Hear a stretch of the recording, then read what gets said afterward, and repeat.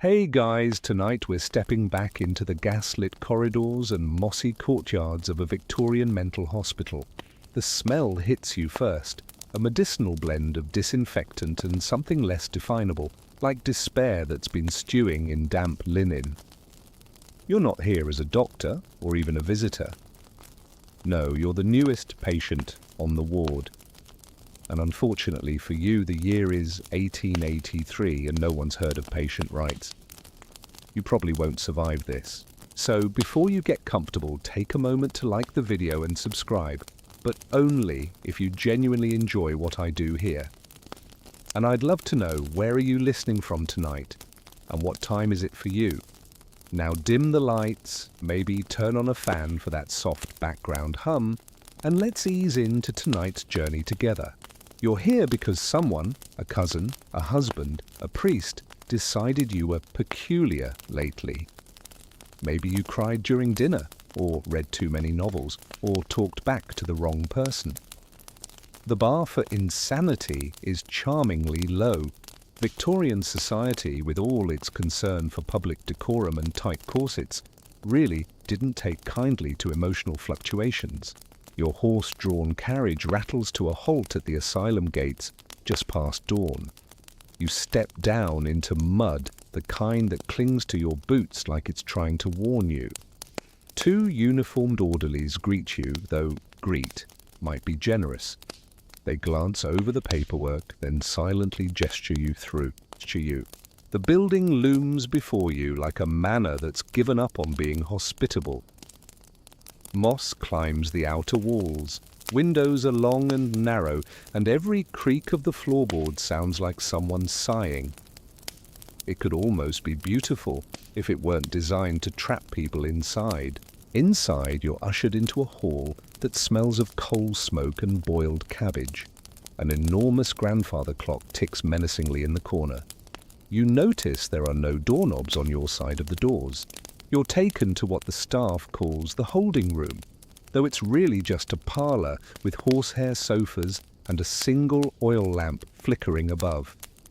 You sit awkwardly as a matron eyes you like she's judging both your sanity and your hemline. There's a man in the corner who thinks he's Queen Victoria. He's wearing a paper crown and muttering something about foreign policy. You give him a wide berth. The staff tell you your luggage, containing your clothes, letters, and possibly your last shreds of dignity, will be examined. You never see the letters again. Eventually, the assistant physician arrives, wearing a starched white coat, and what appears to be the same expression as the taxidermied owl on the mantel. Wide-eyed disinterest. He asks if you've had any recent episodes. You say no, and he writes denial in his notebook. Have you consumed any fish lately? He asks. Trout, you reply, confused. He nods solemnly. Trout is calming. Haddock would concern me. This is your life now. Historians still argue whether Victorian physicians genuinely believed these dietary quirks were meaningful, or if it was all a way to maintain authority in an era when actual science was more wishful thinking than proven method. Either way, your trout dinner has just spared you a stint in the violent observation chamber. Lucky you. A nurse measures your head circumference. Craniometry, they call it, which is just fancy talk for judging your mental health based on how melon-shaped your skull is. Spoiler, your melon fails the test. You're handed a grey wool uniform. It itches immediately as if it knows what's coming. You're not shown to a cozy room. You're led to a long corridor with numbered doors and whispers behind each one. The air is cold enough to sting your lungs. As you pass, you catch a glimpse of someone rocking back and forth beside their chamber pot, humming a hymn with no melody. Someone else is painting the floor tiles with porridge. You're not sure whether this is art therapy or Tuesday. Your room, well, cell really, is furnished with a metal-framed cot, a chipped basin, and a view of the asylum's brick wall. You're told the window once had bars, but a particularly determined patient chewed through them in 1872. That patient is now commemorated with a small sign near the garden roses. The mattress is stuffed with horsehair and a vague sense of betrayal. You lie down and immediately understand why the Victorian rest cure often led to back problems or revolutions. There's no pillow but a folded wool blanket with the initials MD sewn in. You wonder if that stands for mentally defective or just the name of the last occupant. Outside your door, you hear a bell ring once. That's the signal for meal time. 2 rings means fire. 3 rings means someone's tried to escape. Again. As the day creeps toward evening, you get your first real moment of quiet. You sit on the edge of your cot, wondering if this is all a mistake. You aren't ill, you're just tired. Sensitive, maybe. Thoughtful. And in the 1880s, those qualities are more dangerous than open rebellion. Still, it's not all dreadful. Someone has painted a faded flower on the wall near your door. Violets, you think. A small rebellion in lilac pigment. Some patients hum lullabies in the hallway. Some tell stories through the vents. You learn the tale of Margaret, who escaped by pretending to be a visiting nurse and simply walking out. No one stopped her. Confidence, you see, is the ultimate disguise. The light dims outside, your stomach grumbles, and the Queen in the corner of the lobby is now demanding someone fetch her a coronation cake. You lie back and stare at the ceiling. You count the cracks in the plaster. Each one is a decision made without you. Welcome to your first night. Morning doesn't arrive so much as it sneaks in. A sliver of sunlight slices across your cheek, like it's unsure if it's welcome.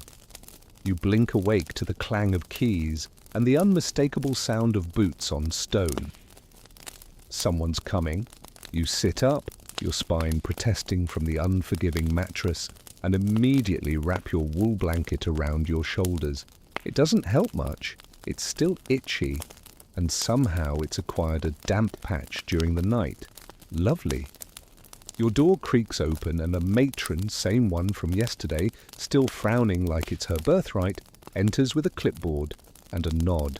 "Follow me for your interview," she says, as if you've been invited to a job interview at a local haberdashery, not a sanity tribunal in an institution where the wallpaper has more freedom than you do. Down the corridor you go, past moaning voices and doorways just slightly ajar. Someone's singing "God Save the Queen" in a slow, dreamy loop. You nod to them politely. They nod back. To someone behind you who isn't there. The interview takes place in a room that once aspired to be a library. Books still line the shelves, but they're bolted shut behind wired glass. Apparently, the last patient to gain access to Volume 2 of The Anatomy of Melancholy tried to swallow it. You're told to sit. The chair is small, hard, and angled in such a way that it encourages good posture but bad circulation. Across from you sits a man with spectacular sideburns and eyes like cold oysters. His name tag simply says, Dr. Levering. He doesn't greet you, he just picks up a pen, quill really, and begins. "Do you feel electric in the mornings?" he asks. You pause. I suppose not." He nods and scribbles something. Probably lack of spark, possible melancholia. "Have you recently experienced sudden desires to paint furniture, rearrange hedges, or shout biblical verses at mailmen?" You try not to laugh. "No, none of those." He clicks his tongue. Repression of the prophetic, noted. The absurdity of this exchange would be funny if it weren't shaping your entire future. One wrong answer, and you could be flagged for further isolation. Or worse, experimental treatment. Or even worse than that, arts and crafts hour. Historians still argue whether Victorian asylum physicians believed in the scientific merit of these kinds of questions, or whether the entire ritual was theatre, an illusion of reason and control in a time when neither were reliably applied to mental health. The truth likely lies in the middle, a mix of misguided optimism and very stylish facial hair. As the questions continue, you notice how many of them involve food. Do you avoid beets? Do you enjoy toast excessively? Have you found yourself licking spoons that do not belong to you? Apparently, culinary behavior was the new phrenology. Eventually, Dr. Levering stands and begins examining your skull. No warning, no permission asked.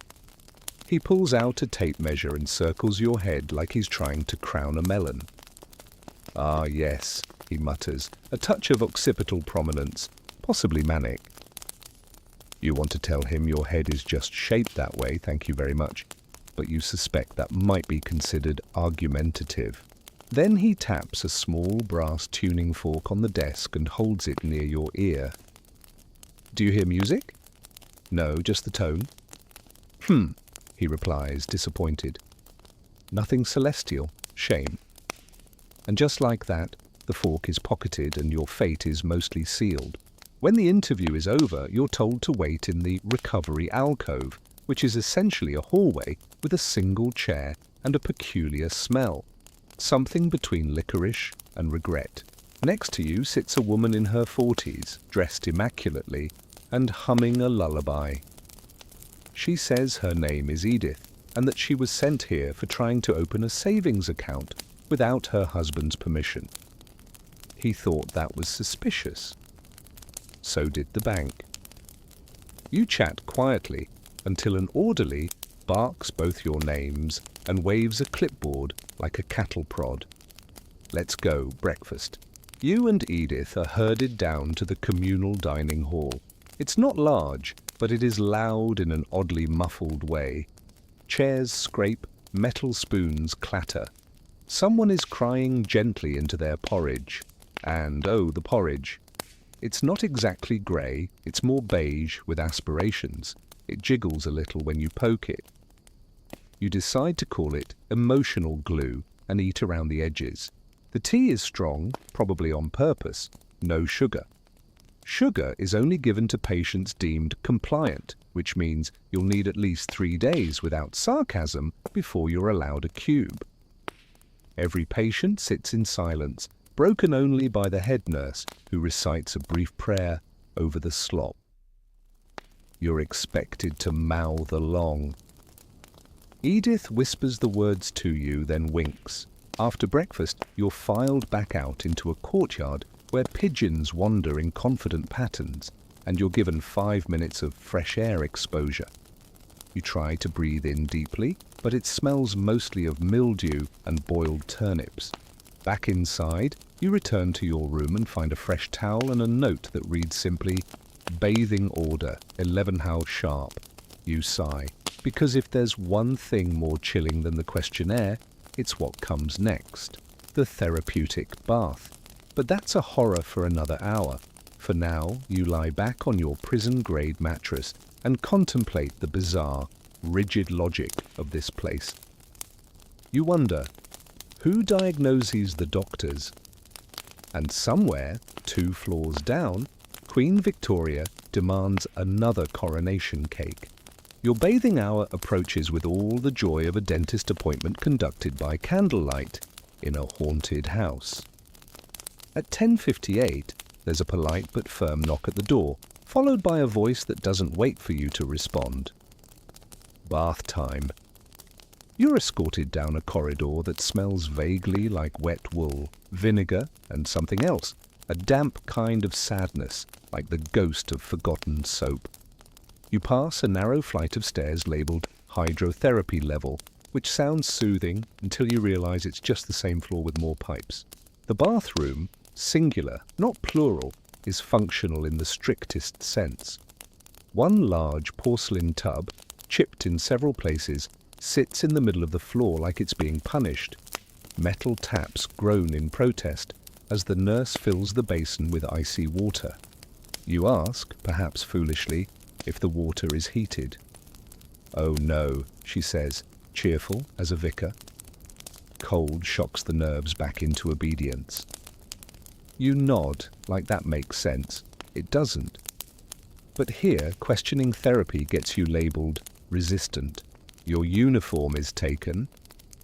You're handed a coarse linen sheet, supposedly for modesty, though it does very little to distract from the room's overall chill. Once in the tub, you're told to sit perfectly still. No splashing, no humming, no leaning on the edge. You are to remain upright, submerged for a full hour. You settle in, and every nerve in your body registers immediate protest. The water is Arctic. You can almost hear your spine asking for a lawyer. Still, the nurse remains nearby with a stopwatch and a hymnal, just in case you get any ideas about moving. Historians still argue whether these cold plunge therapies were actually rooted in science or just a socially acceptable way to make patients too numb to cause trouble. The answer may depend on how seriously you take theories involving the four humours and miasmas. You try to distract yourself. The ceiling has water stains that resemble constellations. One vaguely resembles a giraffe holding a parasol. A mouse darts across the far corner of the floor and stops to watch you suffer. You name him Dr. Chili, Esquire. The nurse, to her credit, hums softly as the minutes drag by. It might be Abide With Me or London Bridge, but her tempo is glacial either way. Eventually, you begin to lose feeling in your toes. Your fingers wrinkle like pickled raisins. Your mind drifts. You imagine a world where spas exist, where baths are hot, where people are not expected to endure frostbite in the name of mental clarity. In this dream world, there are towels, fluffy ones, and no one tests your sanity with a tuning fork.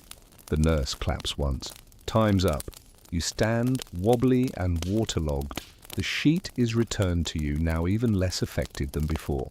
You're told to dry off, which is difficult when your towel is roughly the size and consistency of a dish rag.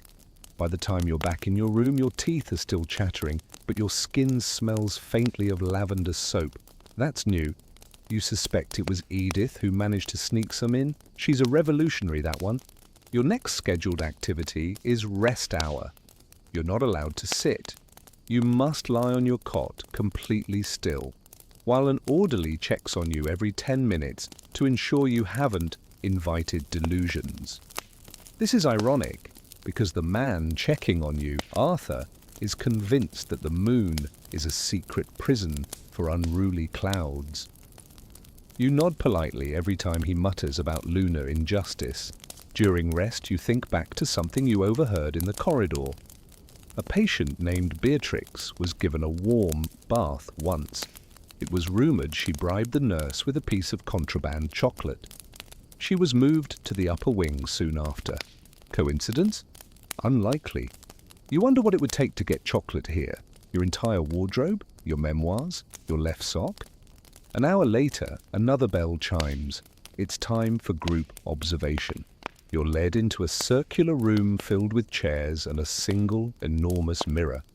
Of course, it's not a mirror, it's glass, and someone is watching from the other side. You can feel the gaze like a breeze made of judgment. Everyone is told to behave naturally, which is difficult when someone behind the glass is scribbling notes every time you blink too fast.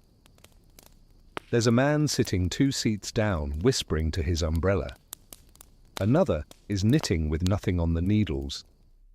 You decide to just sit and breathe. That seems safest.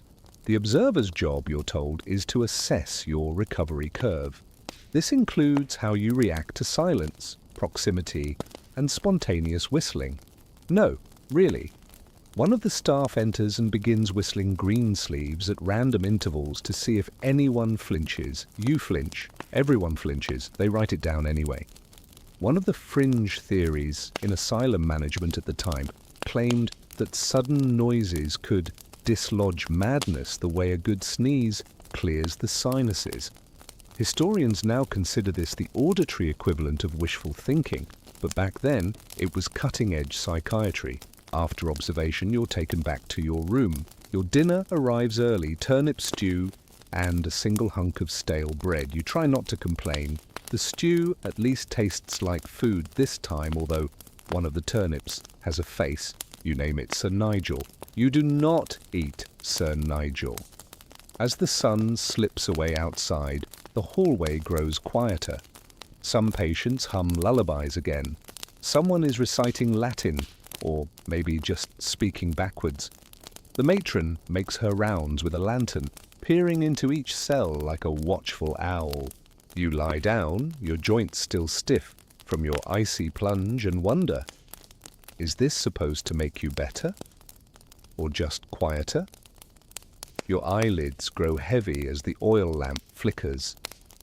And somewhere in the dark, Dr. Chili, the mouse, resumes his rounds. Your second night is less restless, if only because you're too tired to remember your dreams. You wake not to the clang of keys this time, but to the soft rustle of paper being slipped under your door. You reach down and retrieve it, a schedule, hand-copied and heavily smudged. Today's first event, companionship hour. This, you assume, is either an optimistic name for supervised small talk or a cruel euphemism for something far less sociable. You aren't wrong. At precisely 9 o'clock, you and a few other patients are corralled into what the nurses call the common fellowship room. You think it sounds like something out of a fantasy novel until you arrive and realize it's just a parlor with mismatched chairs and a checkerboard missing half its pieces. Engagement with others fosters lucidity, says the young nurse presiding over the session. She's the sort who smiles too much and has never, in her life, spoken above a whisper. You immediately distrust her. You're asked to pair off with another patient and practice grounding conversation. Your partner is named Ernest, and he's been here since the spring of '81. He tells you this immediately, then spends the next 20 minutes describing the scent of every season since. You learn that autumn smells like parsnips, winter like forgotten gloves, and summer like anxious marmalade. You nod because honestly, you get it. Halfway through, someone throws a chair, not at anyone in particular, just at the air. The session ends early and you're given a peppermint as consolation. You suspect it's supposed to calm your nerves. It does not. Historians still argue whether activities like companionship hour were truly therapeutic or simply part of the grand theatre of moral treatment, a Victorian philosophy that championed calm surroundings, gentle activities, and firm daily schedules. As long as the schedules didn't involve actual autonomy, you're escorted next to a sunny room called the Daylight Conservatory. It's locked from the outside, of course, but it features high glass windows and several very dead ferns. There are books, though, locked behind glass cabinets, their faded spines hinting at titles like On the Influence of Moonlight on Lunacy and Cookery for the Nervously Inclined. You're given a puzzle to assemble, which turns out to be missing the picture and 4 corner pieces. Edith, sitting nearby, has been handed embroidery and is aggressively stabbing her cloth with something that might be a needle, or might be her suppressed rage at the patriarchy. As a bell rings in the hallway, Edith mutters, "Recess for the broken." You smile and offer her half your peppermint. She accepts it without looking up. The next scheduled event is a lecture on proper posture and the mind. You're not sure why this matters, but the speaker, a balding man with a waistcoat and an unfortunate moustache, spends 45 minutes explaining how the slouching classes are more prone to hallucinations. He uses phrases like mental drainage through spinal collapse and insists the cure for melancholy is walking with one's chin slightly lifted and one's thoughts firmly repressed. You try to slouch harder in protest. It gives you a cramp. Worth it. Your mind drifts again, as it often does here. You wonder what the outside world is doing right now. Somewhere, a train is likely arriving on time. A pie is cooling in a window. A child is asking for another bedtime story. And here you are, learning that if you sit crooked, you may develop opinions. After the lecture, you're led outside for garden duty. This is part of your occupation therapy, the belief that productive labor restores order to the wandering mind. It also conveniently saves the institution a bit on maintenance staff. You're handed a rake and told to gather leaves in the west garden. This would be fine, except it's spring. There are no leaves, just grass, confused worms, and one very aggressive goose. You do your best. Another patient nearby is planting daffodil bulbs with the careful precision of someone disarming a bomb. Her name is Agnes. She used to be a florist in Kent. She was committed for melancholic quietude, which essentially means she stared out the window too much. You and Agnes rake imaginary leaves together in silence, the goose glaring at you from under a shrub. The sun comes out briefly, and for a moment the asylum doesn't feel quite so grim. There are birds. There are clouds that look like sleepy dogs. You take a deep breath and cough on a wayward feather. Back inside, it's time for the noon meal. Today it's cabbage soup and something called digestive pudding, which looks like bread that gave up halfway through becoming bread. You sit across from Harold, a man with elaborate sideburns and a habit of whispering train schedules under his breath. He's memorized every stop on the Great Western Railway. He's also convinced the asylum is a disguised terminal. Platform 3 goes to Manchester, he tells you solemnly, pointing at the serving hatch. You nod. And Platform 2? Nowhere. No one ever returns from Platform 2. Harold might be onto something. After lunch, you're granted 1 precious hour of free time. You spend it in your cell, staring at the ceiling crack that now looks like a dog chasing a duck. The duck wins, just barely. Outside, rain taps on the windows like a soft lullaby. You can almost forget where you are. You start to nod off. Then the bell rings again. It's time for lacework. Of course it is. Lacework sounds deceptively peaceful. You imagine sitting in a cozy chair, fingers gently weaving delicate patterns, the soft murmur of conversation in the background, maybe even a scone within reach. This is not that. You're led into what the nurses refer to as the refinement room, which is really just another stone-walled chamber with tall windows, overly bright gas lamps, and several tables arranged like exam stations. It smells of starch and mild disappointment. A basket of tangled threads and dented needles greets you. A nurse places a wooden hoop in front of you and says, "Today we're practicing the feather stitch. It promotes feminine grace and discipline."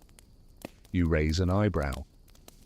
You are neither graceful nor particularly feather-focused, but you nod. It seems safer. Nearby, Edith is already halfway through a piece that appears to be a goat devouring a dictionary. You admire her rebellion.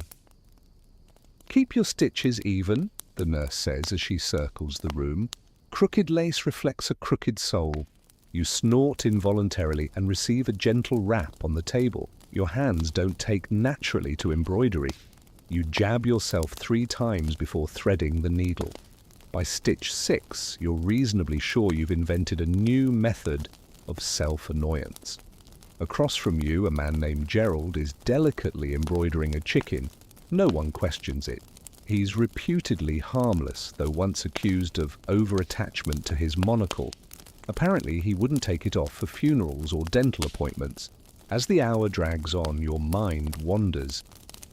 You begin to consider the strange logic of Victorian treatments. If making lace can calm the nerves, can knitting anger management? Could cross-stitch cure existential dread? Historians still debate the intentions behind such occupational therapies.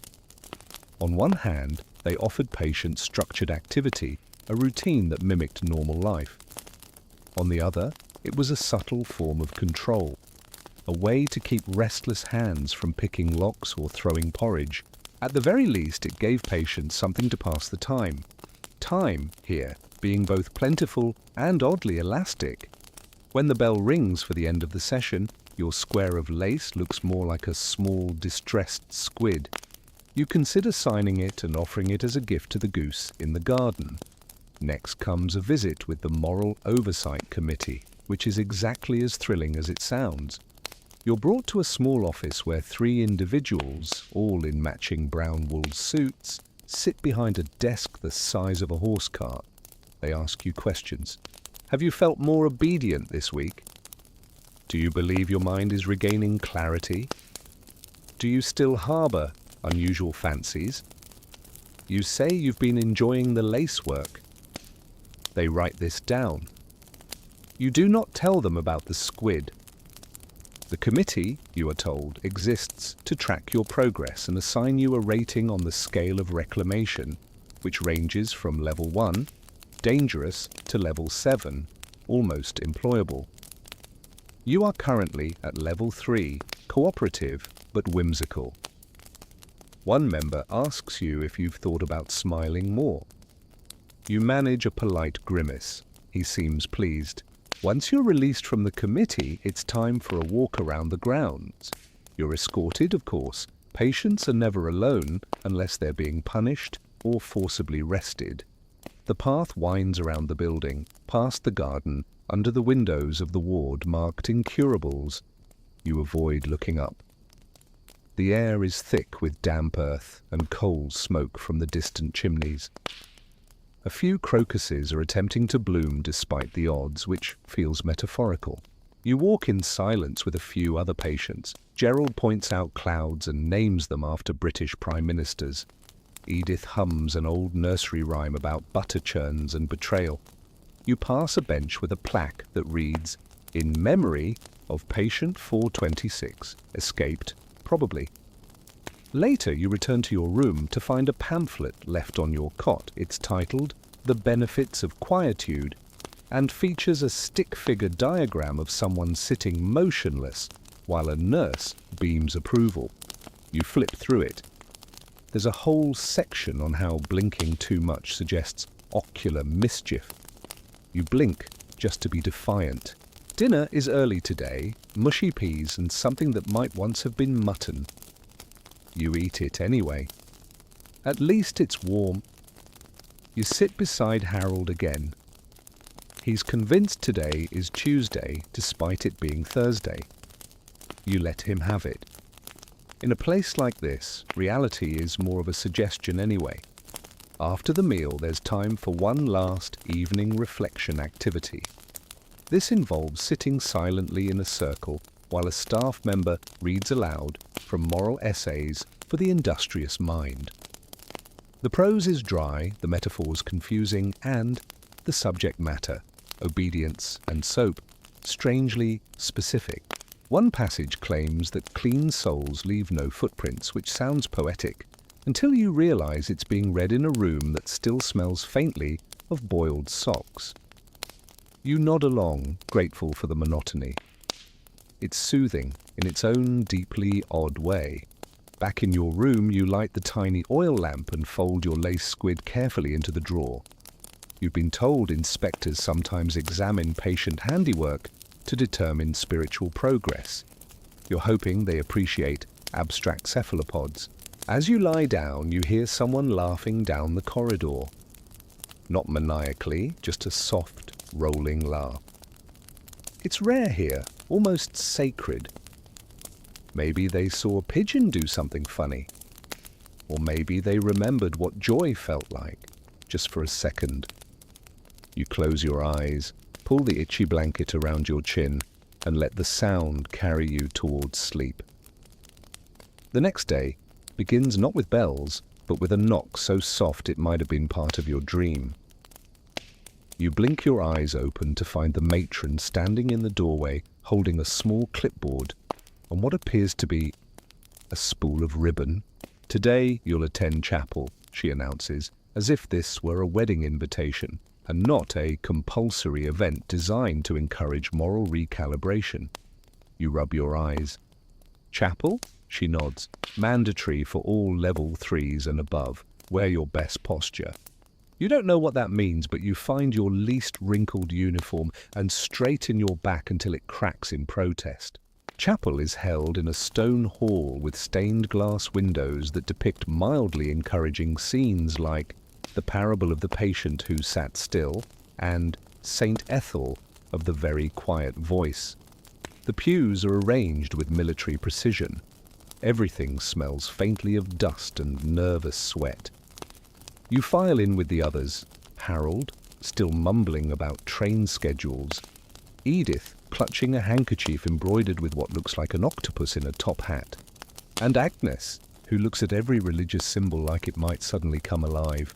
The chaplain is a short, stooped man with spectacles so thick they magnify his eyebrows into something vaguely alarming. He begins his sermon with, "Good mental hygiene is next to godliness," and you immediately begin thinking about lunch, just to get through it.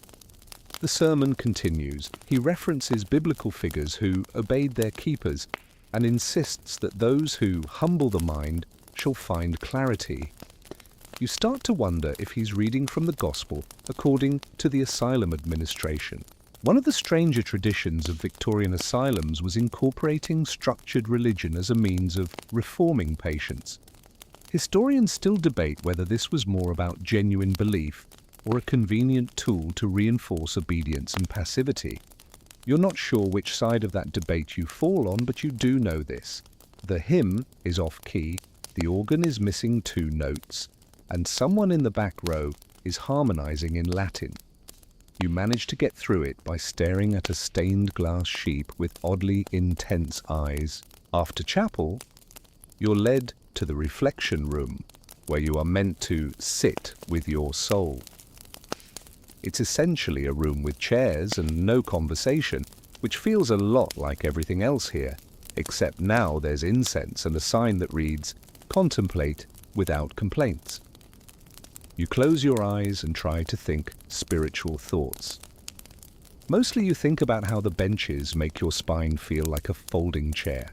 Afterwards, a nurse hands you a cup of something she calls clarity broth. It tastes like sage, dishwater, and an idea that wasn't fully thought through. You drink it anyway, because the alternative is explaining why you didn't. That never ends well. Next on the schedule, individual evaluation. You're taken to a small room with a fireplace, a ticking clock, and one painting of a horse that looks deeply concerned. Dr. Levering, your earlier interviewer, is seated behind a desk. He gestures to the chair across from him, and you sit cautiously. He clears his throat. "How are we feeling today?" he asks, scribbling before you even answer. "Colder than usual," you offer. He nods solemnly. "Hypothermic delusion. Noted." He proceeds to ask you a series of questions that range from the strangely poetic, "Have you dreamed of bells?" to the vaguely accusatory, "Are you still thinking independently?" You reply as neutrally as possible, unsure whether enthusiasm or indifference will get you labeled unstable. One of the fringe theories from the era claimed that madness could be measured by a patient's deviation from accepted speech patterns. If you used metaphor too often or paused too long before replying, you might be flagged for further observation. Which is ironic, because Dr. Levering himself has now asked you if the moon speaks to you in riddles. You consider answering only on Tuesdays, but bite your tongue. Eventually, he opens a drawer and pulls out a stack of illustrated cards. This, he explains, is the symbolic awareness test. You are to look at each card and explain what you see. The first image appears to be a bird, or possibly a moustache in flight. You say, "It looks like freedom." He writes something down quickly. The second card looks like a house caught in a sneeze. You say, "Maybe a storm." He frowns, or suppressed rebellion. You're beginning to suspect the test is less about your answers and more about how much he can project onto them. Finally, he hands you a card that is blank. You raise an eyebrow. "What do you see?" You stare at it for a long moment. "Possibility." Dr. Levering stares at you like you've just recited Paradise Lost backward. He nods. Yes, very good. That is significant. You're not sure if you've passed or doomed yourself to a round of experimental sniff therapy. Yes, that was a thing. Patients were once encouraged to inhale various restorative scents, ranging from rosewater to coal tar. Victorian medicine was nothing if not aromatic. After your evaluation, you're free to return to your quarters. On the way, you pass through a hallway where a portrait of the asylum's founder watches you with the expression of someone deeply unsure about everything that's happened since 1835. Back in your room, someone has slipped a small square of folded paper under your basin. You open it cautiously. It's a crude sketch of a smiling squid holding a banner that reads, "Stay Strange." There's no signature, but you know who it's from. Edith always did have a flair for the emotionally aquatic. You tuck it beneath your mattress where the inspectors won't find it. Evening comes quickly. Dinner is rice porridge with bits of something unidentifiable, possibly turnip, possibly optimism. You eat it in silence, surrounded by quiet chewing and the occasional muttered weather report from Harold. The sky outside turns purple, then ink black. Another day of progress. You lie back on your cot, hands behind your head, and stare at the ceiling. The cracks have rearranged. Now they look like a dragon reading a map. You smile. That's new. You wake up to something rare. Silence. No bells, no boots, no matron yelling about socks. Just soft morning light slipping through the high, grimy window pane and settling on your blanket like it, too, is tired of expectations. You lie still for a while, breathing in the peculiar scent of wool and damp stone until a familiar knock disturbs the peace. It's Matron Elbridge again, clipboard ready, eyes scanning like a lighthouse beam made of suspicion. "You've been selected for character refinement therapy today," she announces. You sit up slowly. "That sounds vague." "It is," she replies, with no trace of irony. After your usual lukewarm porridge and slightly accusatory tea, you're escorted to the refinement hall, a room decorated like an aggressively dull parlour. Doilies as far as the eye can see. Every surface bears the faint scent of lavender oil and stern disapproval. The room is divided by gender, women on one side, men on the other, each group led by a supervisor wearing a sash labelled Virtue Monitor. You get the sense that Victorian society had a deep need to label things, especially people. You're handed a posture brace, a stiff canvas harness that wraps around your shoulders and ribs, forcing you to sit upright with all the grace of a fence post. The nurse nods approvingly. No slumping. Slumping suggests moral confusion. You wonder aloud, what does hunching suggest? She narrows her eyes, defiance. And just like that, your slouching career is over. Today's task is etiquette rehearsal. You're taught how to fold a napkin, nod without expressing opinion, and recite small talk that actively avoids any topics of actual interest. Practice neutrality, the nurse instructs. A well-mannered mind is a quiet mind. You're paired with Agnes for conversation drills. She opens with, "The weather is attempting to be pleasant." You reply, "The turnips are less aggressive this week." The nurse writes inappropriate whimsy in her logbook.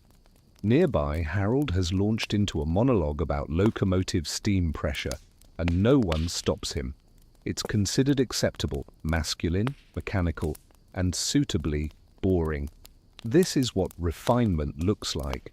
One of the more curious beliefs of the time was that certain behaviors, especially in women, indicated potential unraveling of character.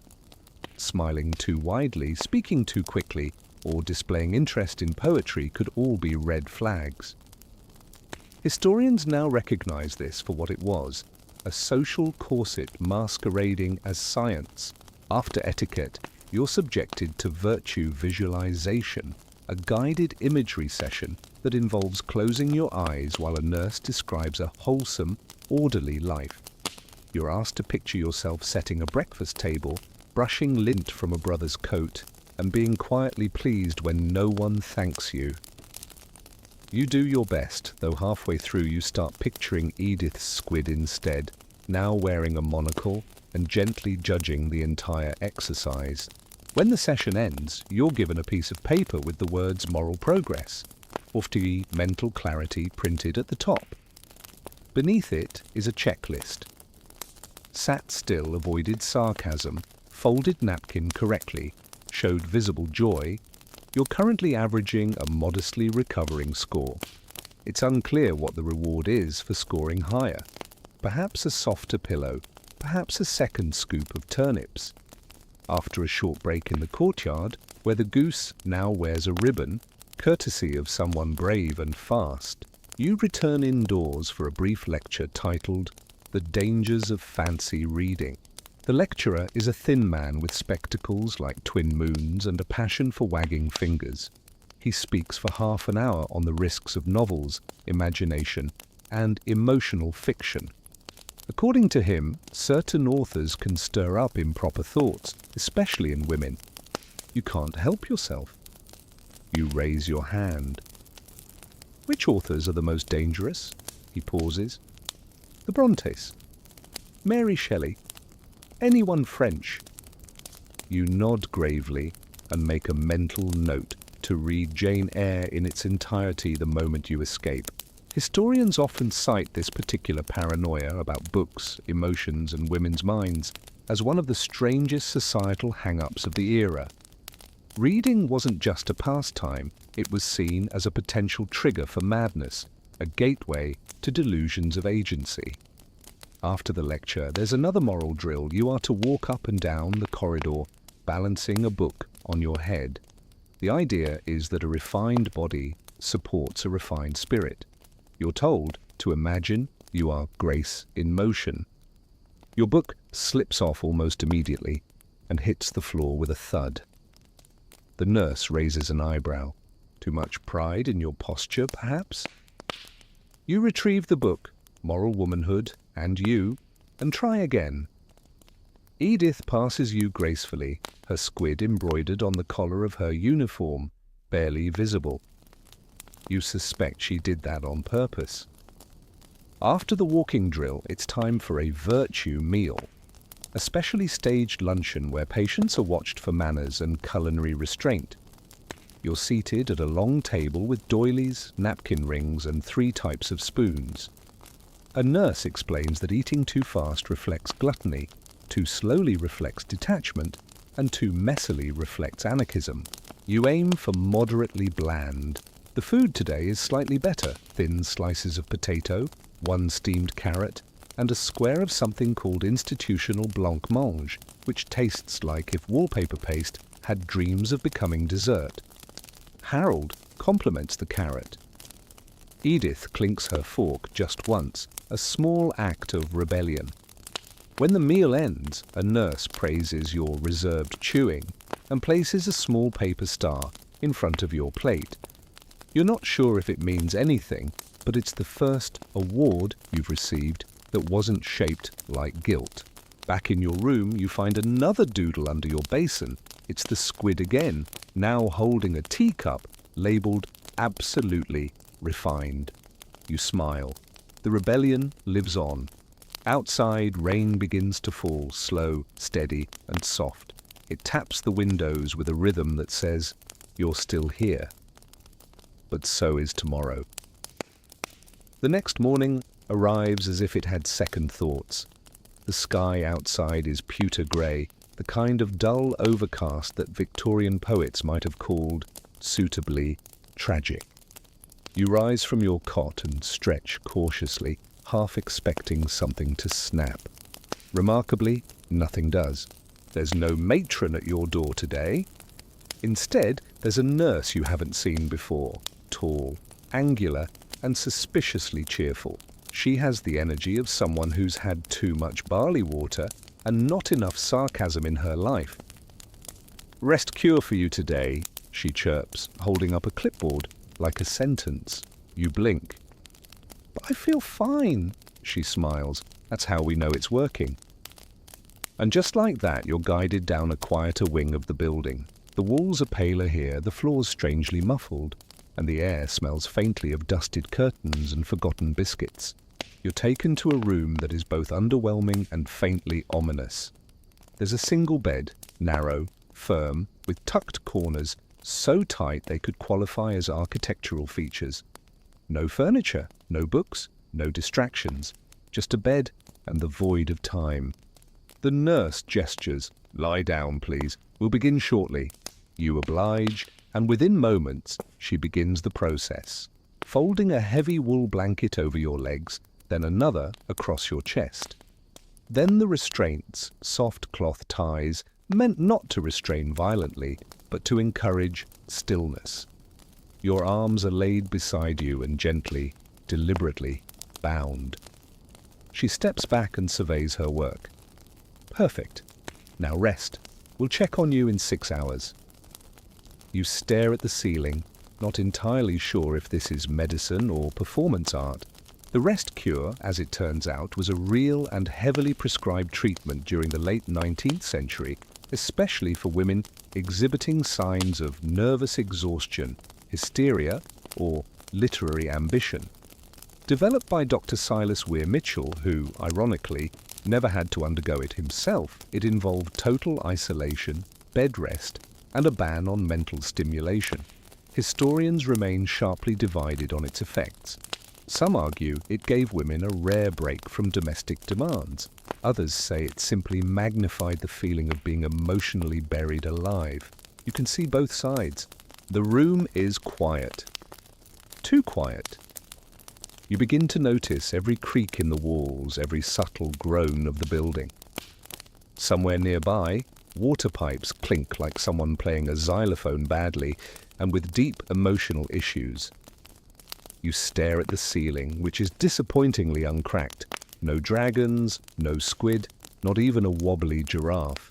Just plain white plaster, daring you to hallucinate something interesting. You try to sleep, but sleep doesn't come. Instead, thoughts drift in, like leaves on still water. You remember your last normal breakfast outside these walls. Toast, perhaps. Warm hands around a teacup. A newspaper folded wrong. Someone's voice, soft but irritated, saying, "You're always so sensitive." You didn't think sensitivity was a crime. Time slips strangely in the rest cure room. You start to measure minutes by how long your nose itches before you forget the sensation. Eventually, a nurse appears with a spoon and a glass. "Broth," she says simply, and tips lukewarm liquid into your mouth like you're a medieval aristocrat dying of ennui. She wipes your chin, then disappears again. You spend the next hour thinking about the squid again. You picture it reclining on a chaise longue, draped in pearls, sipping absinthe and sighing about the state of modern ink. Another hour passes, or maybe 5 minutes. It's hard to tell. The sun outside slides behind a cloud with such melodrama you're impressed. You begin composing imaginary letters to yourself. "Dear future me, if you are reading this, it means the nap was unsuccessful and the walls are starting to look smug. Tell Edith I would have embroidered her a sardine if they'd let me keep my hands. P.S. The ceiling blinks now. P.P.S. Send soup." Your brain hums gently, like a kettle just before boil. You're not sure if you're meditating or dissociating, but either way, it's oddly peaceful. Eventually the nurse returns. She unties the restraints, offers a smile and says, "Well done, you've been very good." You sit up slowly. Every joint creaks in protest. Your legs feel like forgotten sausages. You're escorted back to your room for post-rest quiet reflection, which is essentially just sitting very still and pretending not to have opinions. You manage. Later, during the afternoon meal, Edith leans in and whispers, "They gave me the rest cure last week. I dreamed I was a carrot. It was oddly liberating." You nod. "I think I became a poem." She pats your hand. "We're making progress." Dinner is soup again. Barley, possibly lentil, definitely beige. Harold recites the timetable for the London to Bristol line without prompting. The goose appears outside the window and taps once with its beak, like a feathery omen. Evening falls. You return to your room, untangle your blanket, and find another folded doodle beneath your basin. The squid is back. This time, it's reclining in a bed, surrounded by tiny embroidered napkins. A small caption reads, "Rest cured and ready for mischief." You chuckle softly, tuck it under your pillow, and lie down. The cot feels slightly softer, or maybe you've simply adjusted to the discomfort. The lamp flickers, the wind murmurs. You close your eyes and let the quiet hold you. You're just finishing your breakfast, porridge again, still flavor adjacent to wallpaper paste, when a nurse enters the hall carrying a large leather-bound ledger and a small brass bell. "Patient assessments," she calls, which, judging by everyone's expressions, is only slightly better than yelling surprise dentistry. You're called third. The walk to the assessment room is oddly ceremonial. 2 nurses flank you like you might sprint for the hedges, which is flattering, if unrealistic. You've developed the gait of a weary turtle. Inside, the room is sterile, filled with odd furniture. A narrow desk, several wooden blocks, a tin cup, a feather duster, and, most ominously, a potted plant. You wonder which of these will be involved in your evaluation. The assessor is not Dr. Levering this time, but a visiting alienist from London, a physician specializing in mental illness. He has a cane made of polished ivory and eyebrows that look like startled punctuation marks. He motions for you to sit, then leans forward and says, "We'll begin with some basic inquiries of the intellect." You nod. "As long as I don't have to name the plant." He frowns but proceeds. "Can you count backward from 50? You oblige. Slowly, calmly. You throw in a yawn for flavor. "Do you believe people are watching you?" You glance at the one-way mirror behind him. Only that guy. He does not laugh. He writes something down. Then begins the practical part. Cognitive object association, a real Victorian favorite. You are handed a series of items and asked to explain their symbolic meaning. First, the tin cup. A vessel, for containment or nourishment, possibly both. Next, the feather duster. Represents futile cleanliness in a world full of dust. His eyebrow twitches. Finally, the potted plant. A symbol of institutional growth stunted by poor lighting and worse policies. He pauses for a long time, then says, "You appear clever." "That's rarely a compliment in here," you reply. He writes that down too. Victorian institutions often feared intelligence, particularly in women or working-class patients. Cleverness could be seen as cunning, rebellion, or emotional instability in disguise. Historians still debate whether patients labelled as overly articulate were unfairly punished or simply misunderstood by a rigid system afraid of its own subjects. The next test is motor control. You are given 6 wooden blocks and told to stack them in silence. You do so with ceremonial slowness. On the final block, you add a flair of presentation like a chef finishing a soufflé. The alienist notes excessive theatricality during precision task. You're escorted to a second chamber for the sensory alignment test. A nurse whispers a word in one ear while the alienist stares at your facial reaction. The word is eel. You raise a single eyebrow. Next, laundry. You blink. Finally, legacy. You smirk. He nods sagely, as though you've just confirmed an old family secret. The assessment ends with a Rorschach-style ink blot, though they call it spillage analysis. You are shown an irregular black splatter on parchment and asked to interpret it. You squint. That's clearly Edith's squid attempting to file its taxes. The nurse snorts. The alienist does not. You return to your room with a sense of minor victory. You weren't entirely cooperative, but not disruptive either. In asylum terms, this puts you in the coveted category of interesting but manageable. An hour later, a note arrives, folded, unlabeled.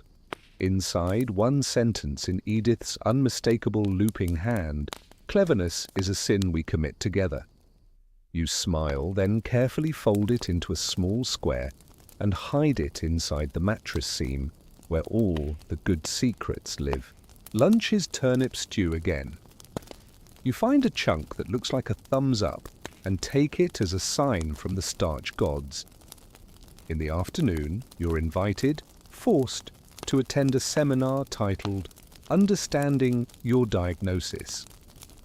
The doctor leading the session is young, polished, and has clearly practiced looking concerned in a mirror. He explains the various classifications of Victorian madness, melancholia, hysteria, mania, moral insanity, which, fun fact, was often diagnosed in people who committed crimes with no visible remorse or just had vibes. Your label, you learn, is excessive nervous reflection. You're not sure whether that means you think too much or blink too often, but it sounds like a diagnosis a mirror would give. Others around you have equally vague titles. One woman is diagnosed with monotony indulgence. Harold's official affliction is obsessive mechanical recitation.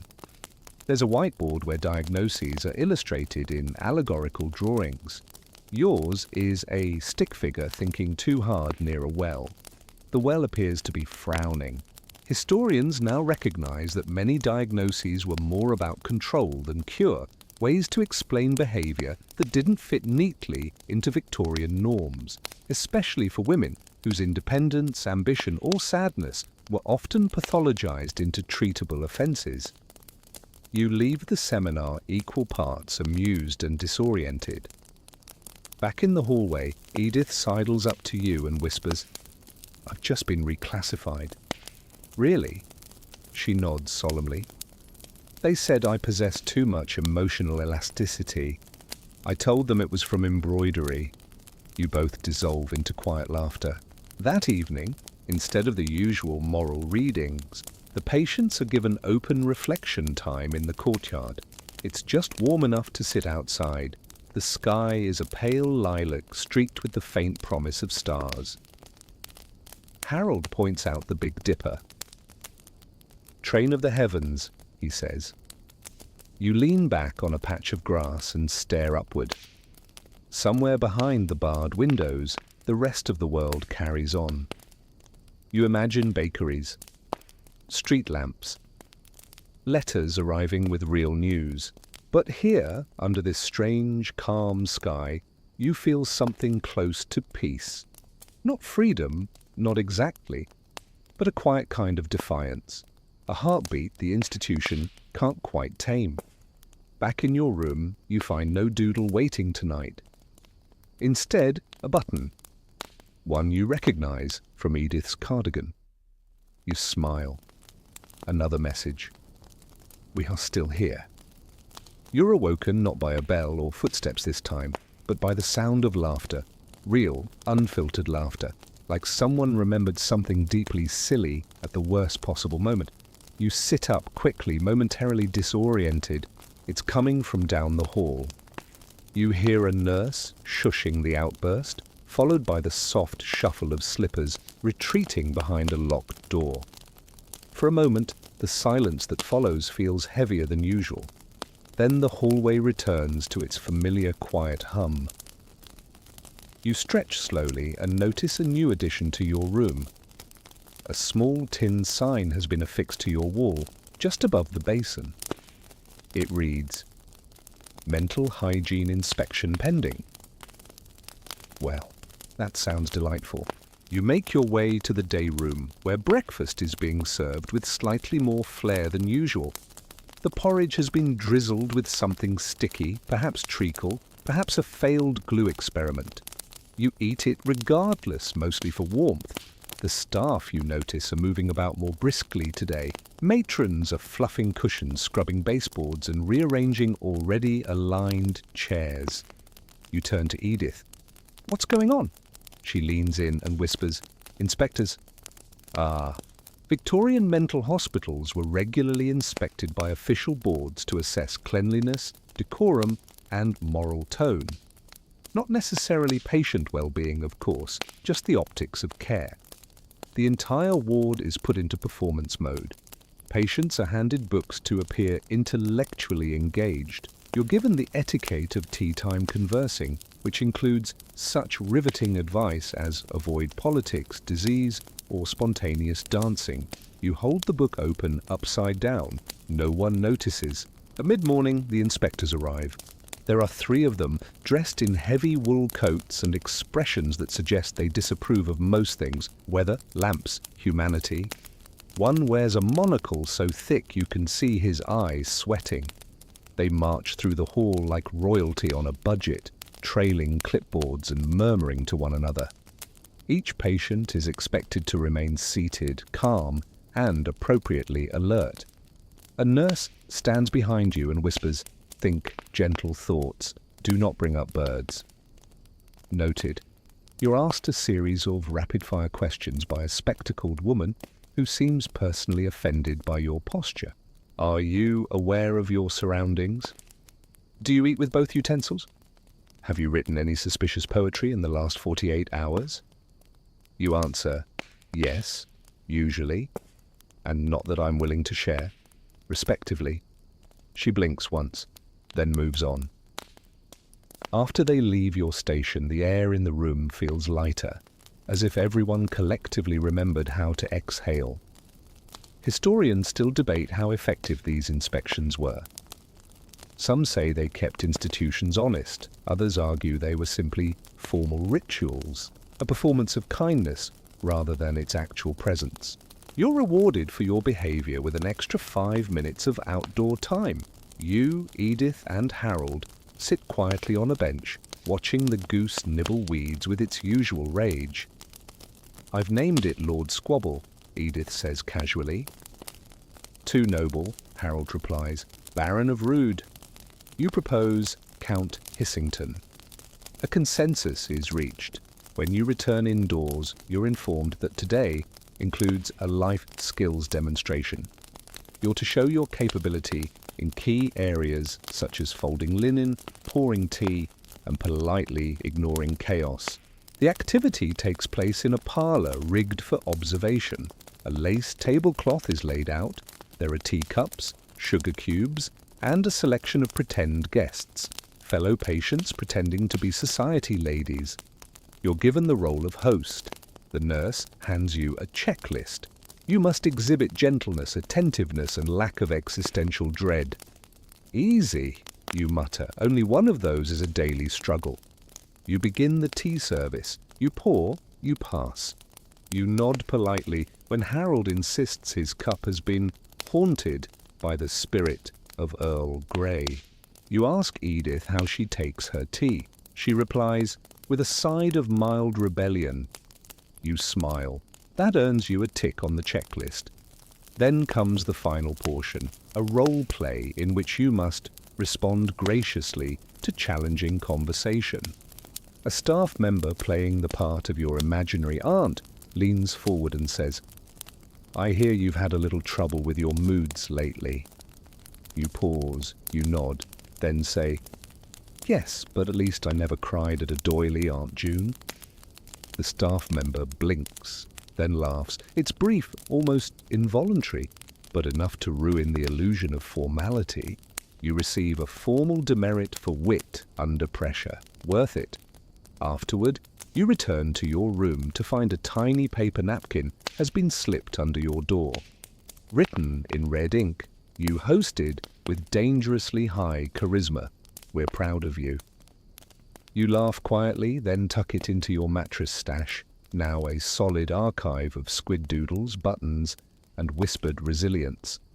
That evening's meal is chicken broth and something mashed. Edith describes it as potato's less confident cousin. You eat it while listening to Harold explain the schedule of fictional trains that serve imaginary cities. When the nurse announces it's time for lights out, you linger by your window for a moment. The courtyard glows under the moonlight. The goose stands sentinel.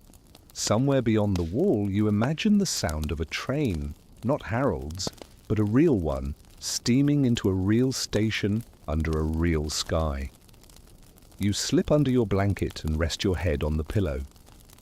The weight of the day settles into your bones, not heavy, but full. Full of nonsense and napkins and names for birds, full of quiet resistance, full of you still here. You dream of cake, not just any cake, victory cake.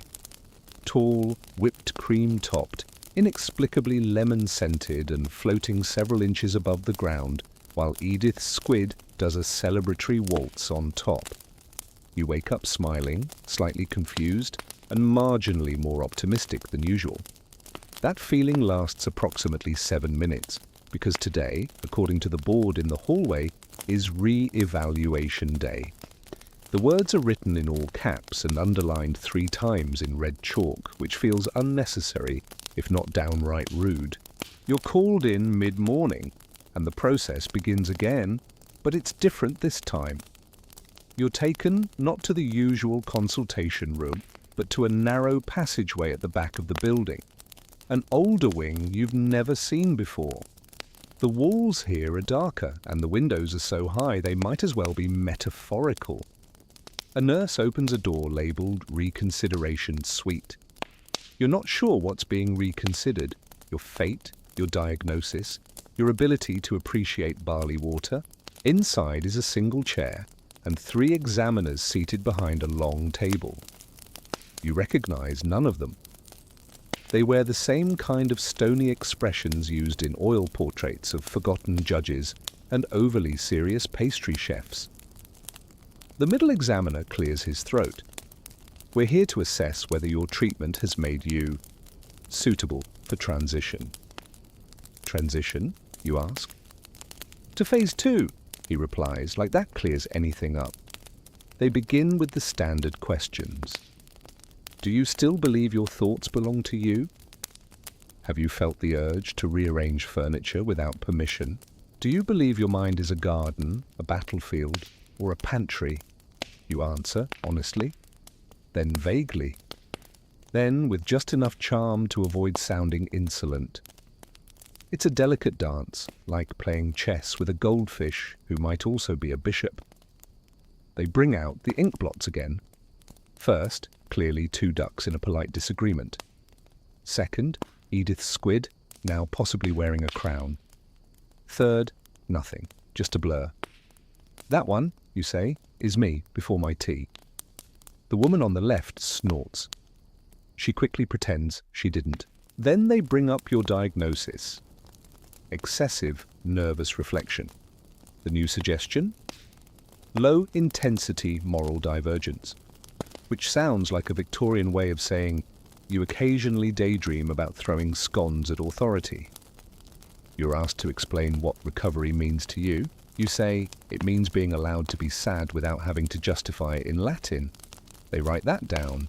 Re-evaluations in Victorian mental institutions were rarely about actual wellness. Historians note that decisions were often based on behavioural conformity, obedience, and whether one seemed like they might disrupt afternoon tea. Recovery was a stage performance with a single allowed emotion, quiet gratitude. After an hour of this, you're sent to the garden to decompress. You're handed a rake, again, and pointed toward the west lawn. There, you find Edith already at work, planting bulbs with suspicious enthusiasm. New diagnosis, you tell her.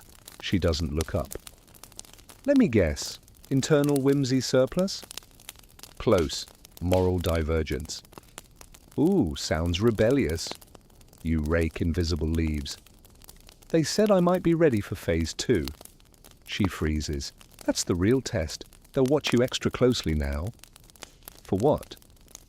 For cracks in your manners, slips in your smile. Any indication that you're pretending to be well instead of actually being well. You glance toward the ward. The windows do seem a little more observant today. You have to be so normal, she continues. It's suspicious. Later that afternoon, you're assigned to Civilized Skills Reinforcement, which is just a fancy title for a class where you learn how to apologize for things that aren't your fault, accept compliments without smiling, and stir tea in small, counterclockwise circles. A nurse demonstrates the proper way to place a handkerchief on your lap. Fold once, then once again, like remorse. You spend the session practicing conversation scenarios. Sample topic: how to react when your cousin tells you about his dream involving a talking pig and regional taxation.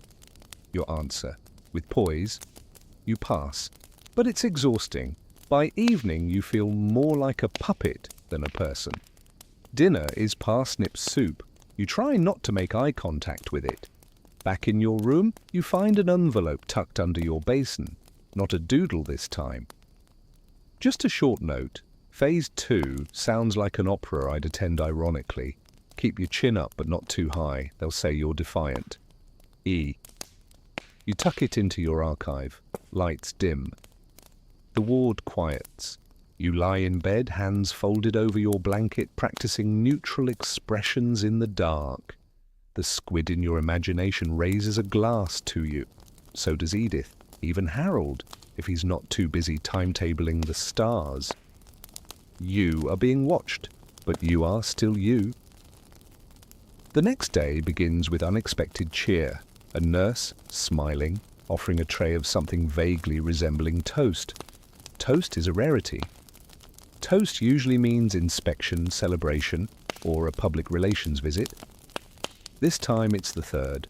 You're informed that a donor of great consequence will be touring the asylum today, and that all patients are to represent the institution's values through comportment, clarity, and clean cuffs.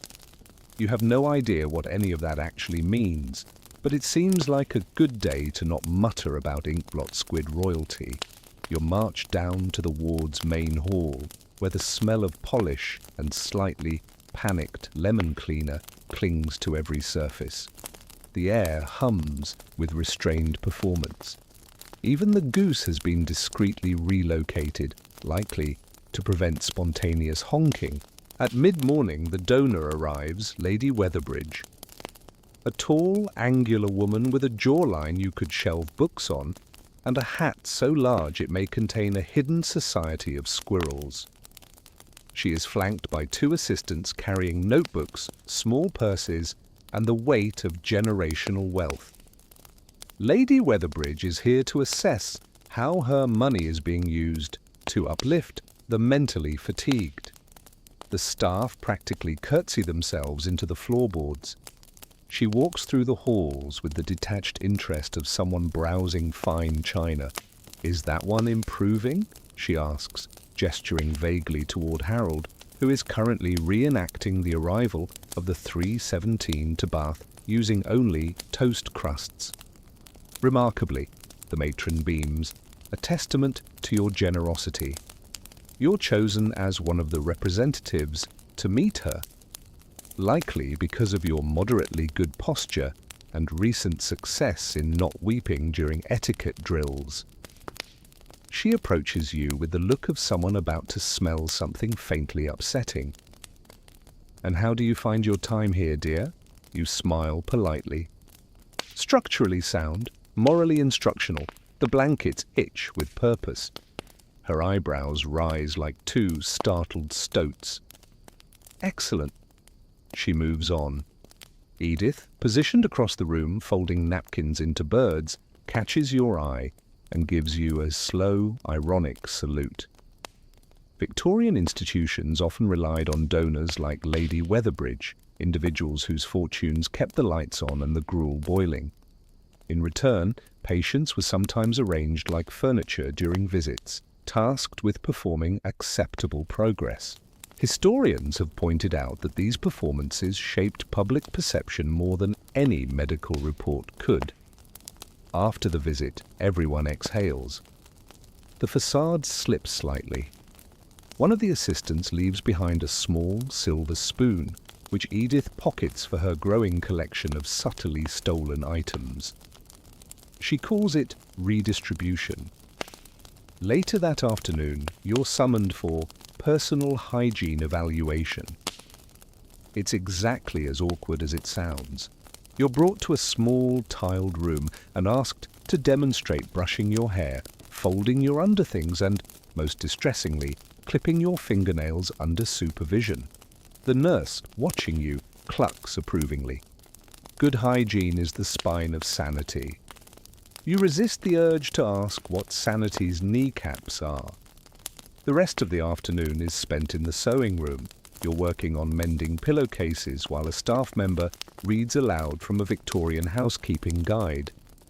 The excerpt features this sentence: "A woman must be like her linens, sturdy, spotless, and easily pressed." Edith drops her sewing needle deliberately at that. "I'd rather be a duvet with secrets," she mutters. You nod solemnly. When the guide reading concludes, you're shown how to mark visible improvement in a daily ledger. It involves circling a number between 1 and 7 that best reflects your personal harmony. You pick 4. It feels appropriately ambiguous. Dinner is barley stew. Again, Harold insists it's just the same pot refilled eternally. It has no bottom, he whispers, only depth. As you eat, the matron stops by each table and quietly distributes a folded pamphlet titled "Moving Toward Sanity, a Guide for the Nearly Ready." It's thin, 8 pages, with illustrations of perfectly smiling people sipping tea and nodding at sunsets. You flip through yours in your room later. Page 3 advises if you feel spontaneous joy, express it calmly and with measurable gratitude. You're not sure how to quantify joy, but you suspect Edith has tried, and she does not disappoint. Later that evening, she slides another paper under your door. It's a drawing of a teacup with a chart next to it labeled Joy Index. At the bottom, it reads, 1 cautious giggle, next 2.5 approved feelings, proceed with care. You laugh, gently. Just 2.5 units max. Night falls. You lie in bed thinking about teacups and donors and invisible scales weighing your every blink. Somewhere in the ward, someone is humming Rule Britannia at half speed, and somewhere else you hear a soft clang. Maybe it's the goose, maybe it's Harold organizing the cutlery again, or maybe it's just the sound of tomorrow clumsily assembling itself. You close your eyes, and for once you sleep easily. You wake to find a thin strip of sunlight crawling across your floor, like it's sneaking somewhere it doesn't belong. You stretch, yawn, and discover, to your great surprise, that today begins with no immediate summons, no knock on the door, no sudden clipboard demanding your moral calibration. For a moment it feels almost voluntary. Until you check the schedule pinned to the bulletin board in the hallway. Today is hydrotherapy rotation. You stare at the words. Then at the smudged little drawing beside them, which appears to be a person wrapped in a wet sheet, looking mildly betrayed. Accurate. You join the other patients in the waiting corridor. The walls here are tiled in pale green, giving everything the ambience of an overly friendly butcher shop. A nurse with immaculately combed hair and the patience of a carved spoon approaches with a clipboard. "Patient 27, she calls. "That's you." You rise and follow. Hydrotherapy is a many-headed beast in the Victorian institution. There's the cold plunge, which you've met before, the neutral soak, which is a fancy term for being lukewarm and bored. And then there's today's special, the wet sheet pack. You're led into a long, humid room that smells like boiled laundry and nervous expectation. "Disrobe, please," the nurse says cheerfully, motioning to a bench. You comply. You're then wrapped, one limb at a time, in chilled, damp sheets. Not dripping, but just wet enough to make your skin forget what joy feels like. Over that goes a dry woolen blanket, and then another. You're quickly swaddled like a particularly melancholy burrito. You're told to lie still. You'll feel calmer soon, the nurse says. What you feel, mostly, is trapped. You stare at the ceiling, where a water stain resembles the British Isles being devoured by a slow-moving octopus. Probably Edith's squid again, back for geopolitical dominance. The nurse checks your pulse, nods, and leaves you alone. Hydrotherapy, according to its Victorian champions, was supposed to soothe the nerves, reduce excitability, and prevent brain overheating. Historians now suspect it mostly just made people too cold to argue. As the minutes slide by, your thoughts slow. You think of your mattress, your basin, the one bar of soap you've managed to hoard like a relic. You think of the spoon Edith lifted from the donor's visit and how she's probably engraving the word freedom on the back with a needle. Then you drift. You don't sleep exactly, you hover. Somewhere between nap and historical reenactment, you imagine you're a Victorian ghost, doomed to forever whisper opinions about bath temperatures and curtain fabrics. When the nurse returns and unwraps you, your limbs feel heavy, like they've been politely fossilized. You're handed a robe and told you've done well. You suspect that means didn't scream. Back in the corridor, Edith is waiting, already dressed in her uniform again. She raises an eyebrow. Wet sheet? You nod solemnly. Did the squid win? Always. She offers a small smile and a contraband peppermint. You return to your room for a short rest and discover a new pamphlet under your pillow. This one is titled, The Tempering of the Mind Through Temperature. It includes a quote that reads, A chilled body invites a still mind. You decide to invite warmth back into your life by huddling under your blanket and pretending you're a scone in a slow oven. Later, you attend a lecture on humours and vapours, which is led by Dr. Levering and filled with ideas about how bodily fluids govern moods. You learn that black bile causes sorrow, yellow bile fuels rage, and excessive phlegm is apparently the root of emotional detachment. You raise your hand. So what happens if you're too sarcastic? He frowns. Probably an imbalance of spleen. You nod. That tracks. The rest of the day continues with what the ward calls flexibility exercises. You think it might involve yoga, but it's actually just a series of tasks designed to measure how well you handle small, pointless changes. You're handed a plate with 3 beans and asked to transfer them from one saucer to another using a dull knife. Then you're told you're doing it too confidently. Next, you're asked to switch chairs mid-sewing session. How does that make you feel? A nurse asks.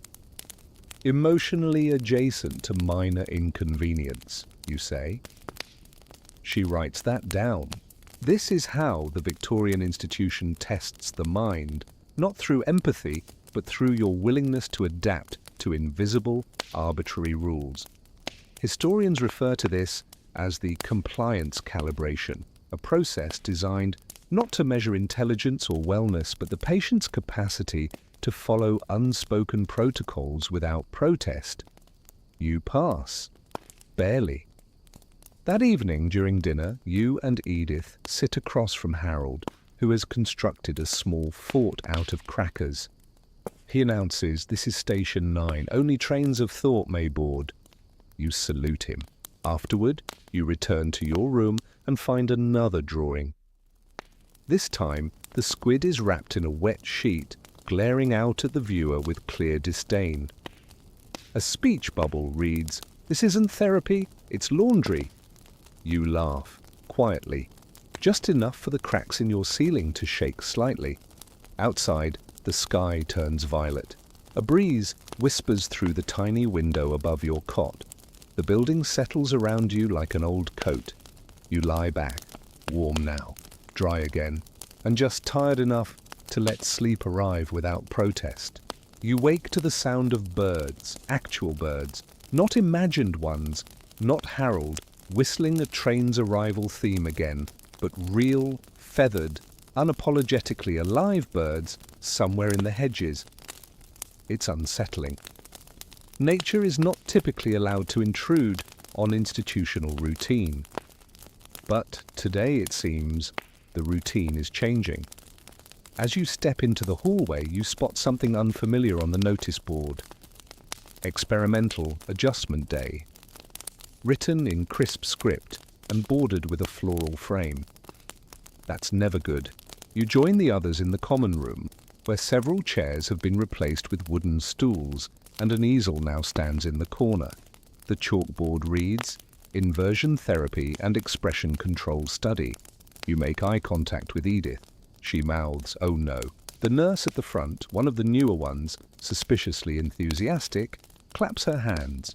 Good morning, dear minds. Today, we'll be experimenting with inversion activities and guided expression redirection.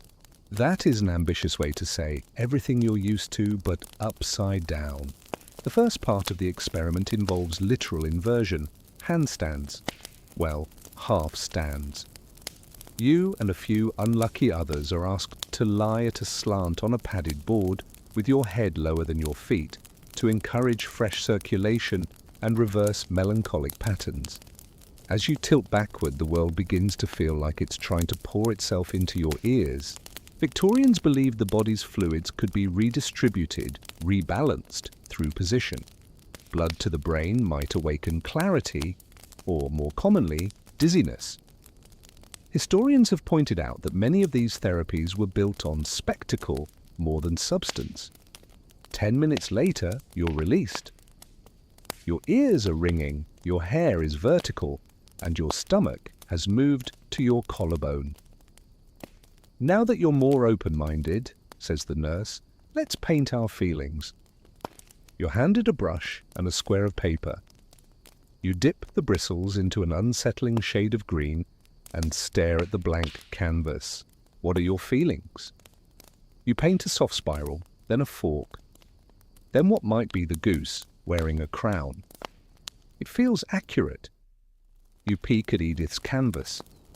She's painted a teacup being interrogated by 3 raisins.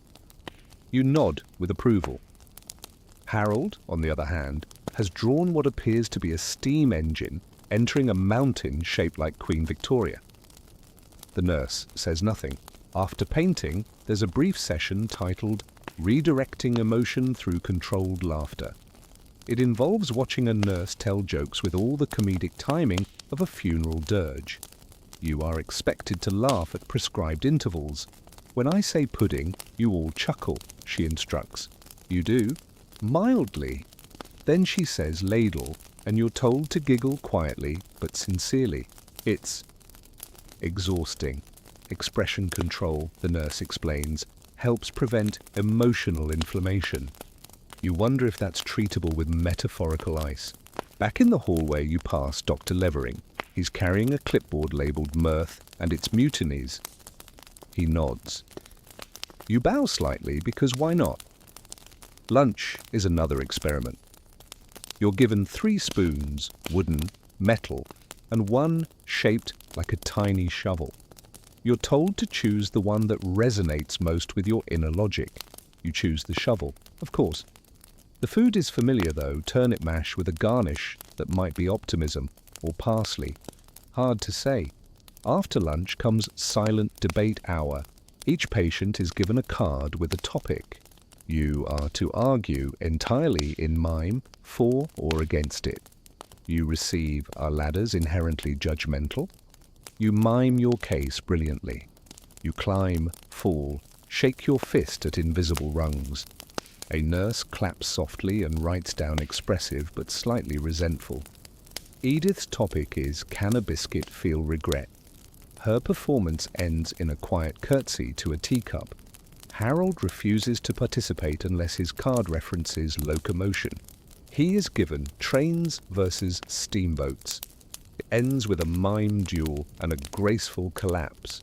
Victorian therapy sometimes flirted with performance-based treatment, where patients acted out metaphorical roles in an attempt to exhaust their excess imagination. Historians largely agree this was nonsense, but note that some patients found joy in the absurdity. You certainly do. Later, you're handed a form asking how the day's activities made you feel. You circle ambivalently stimulated. Edith circles unironically confused. Back in your room, you find a new squid sketch. This one is attempting a headstand, its tentacles spelling out the words. Clarity through inversion is just a polite way to say confusion with upholstery. You laugh into your blanket. Just a little.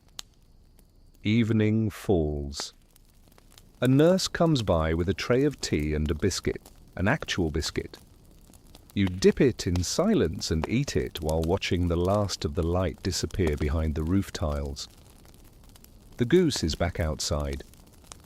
This time, it's just standing still, facing the wall as if contemplating life choices. Same. You lie down. Your head aches slightly from hanging upside down, and your arms still feel weird from interpretive spoon selection. But your heart is steady. Your spirit, surprisingly, intact. Today, you survived not one, but 3 experimental activities.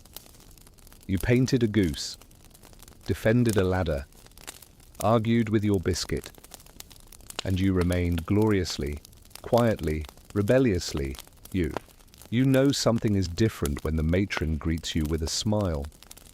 Not her usual tight-lipped grimace that suggests she's remembered to file a complaint about the way sunlight touches the furniture, but a real, actual smile, faint and fleeting, like it's not sure it belongs on her face.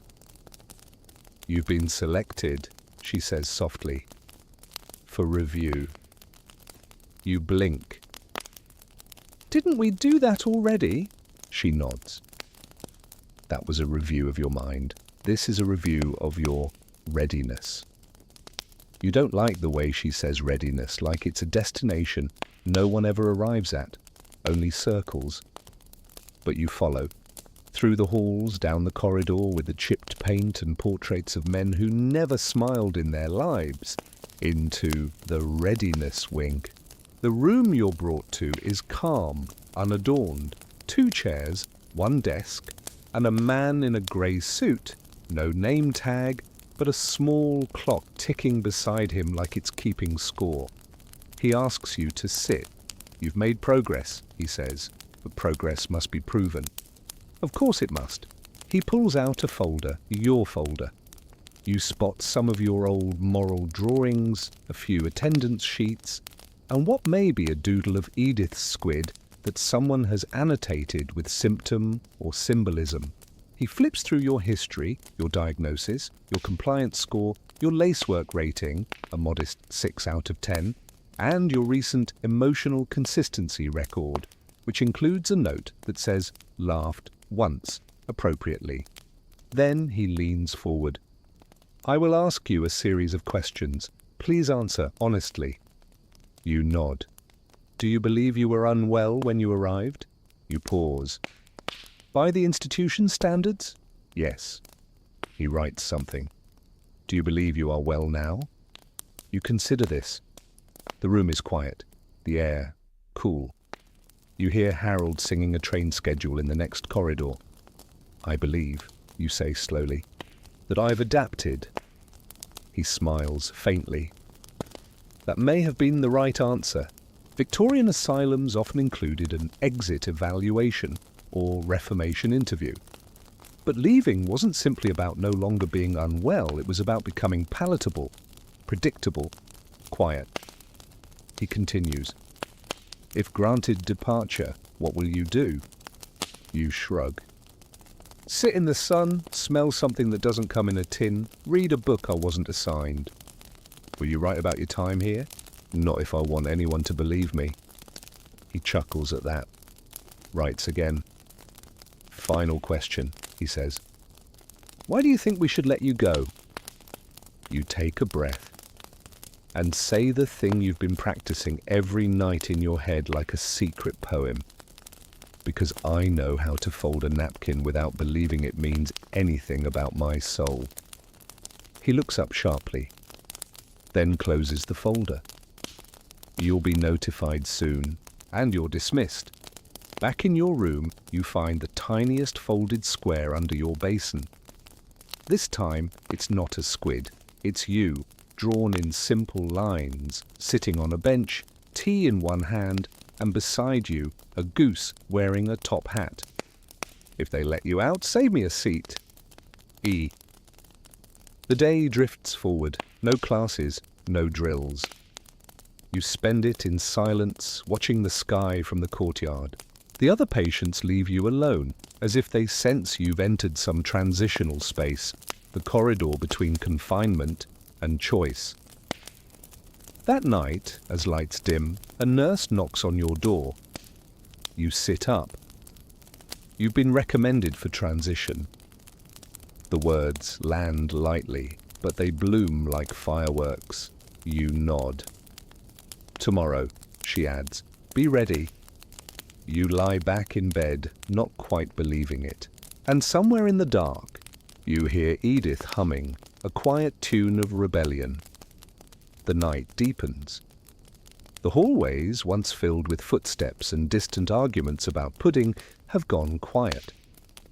The lamps burn lower, the ticking of clocks fades beneath the soft rustle of night breezes slipping past curtain hems. You're not quite asleep, but not awake either.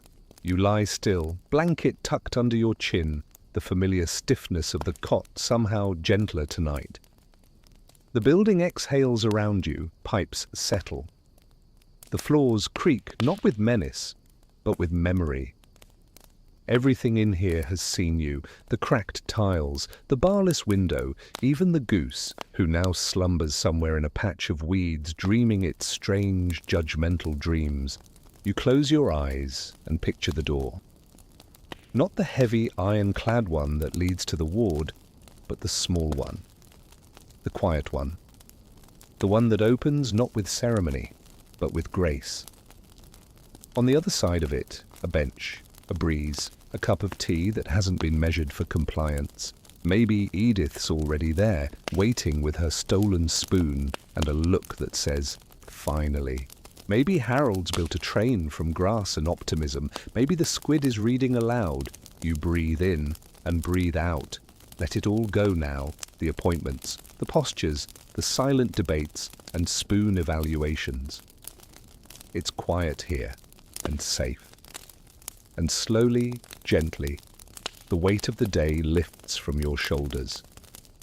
No need to be clever now, or correct, or cooperative. Just rest. Drift. You've done well. Truly. And tomorrow? Tomorrow will arrive on soft feet, like hope that remembers how to knock. Sleep now,